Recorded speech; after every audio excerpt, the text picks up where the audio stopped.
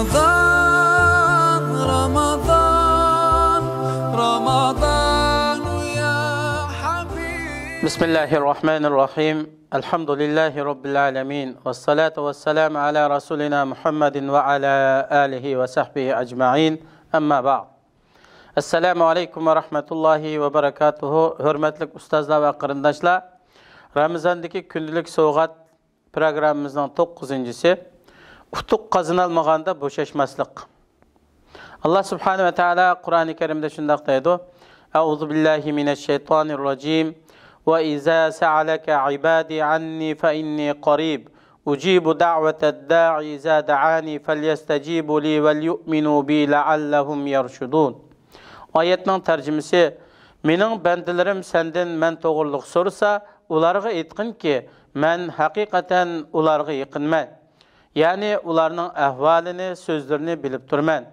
Bana dua qilsa, men dua qilg'uchininki duasini ijabet qilaman. Ular to'g'ri yo'l tepish uchun mening da'vatimni qabul qilsin va menga iymon etsin. Yani hamisha iymon bilan bo'lsin. Ey payg'ambar, mening bandalarim sendan men to'g'riliq so'rasa, ularga aytqinki, men haqiqatan ularga yaqinman, ularning ahvolini, sözlerini bilip turman. Bana dua qilsa, men dua qilg'uchining duasini ijabet qilaman.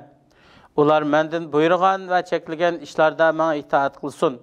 Ular o'zlarining din va dunyolik foydaliq bo'lgan ishlarda to'g'ri yo'l tepish uchun mening da'vatimni qabul qilsin va menga iymon etsin. Ya'ni hamisha iymon bilan bo'lsin. Bu oyatda Alloh subhanahu va taolo o'zining kattaligi va ulug'ligiga loyiq ravishda bandalarga yaqin bo'ladiganligidan xabar berdi. Peygamber aleyhisselam mındaq deydi. Tilg'i yengil, mizanda ig'ir, Alloh taologa söyümlük bo'lgan ikki so'z bor. U bo'lsimi subhanallahi ve bihamdihi subhanallahil azim.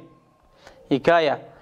Bir chivin etiklik darajadan sirtqa chiqish uchun o'ngdan so'lga, ustidan ostiga, ostidan ustiga aylanib, uchib biqib, oxiri taqati tugab o'lib qoldi. Darajaga yaqinli yerda eshik ochiq edi.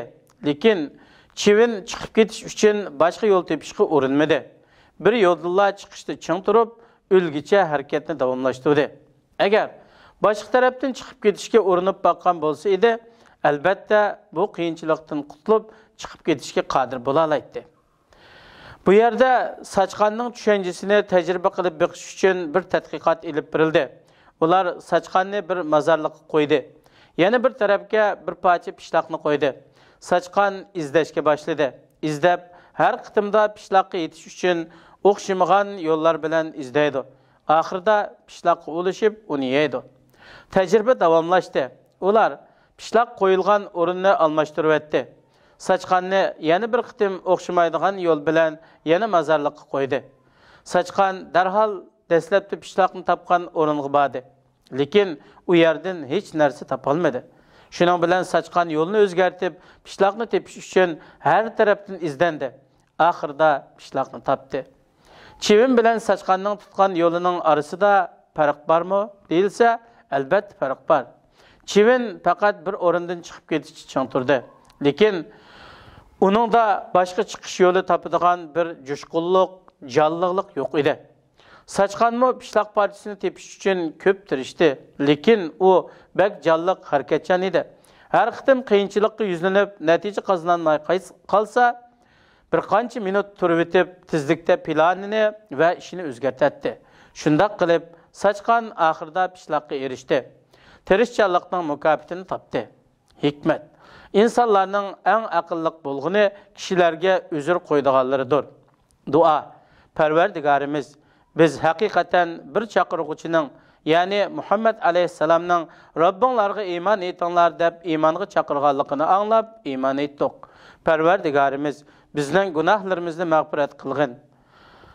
Yomonliklarimizni yo'q chiqargin. Bizni yaxshilarning qatorida qabzroq qilgin.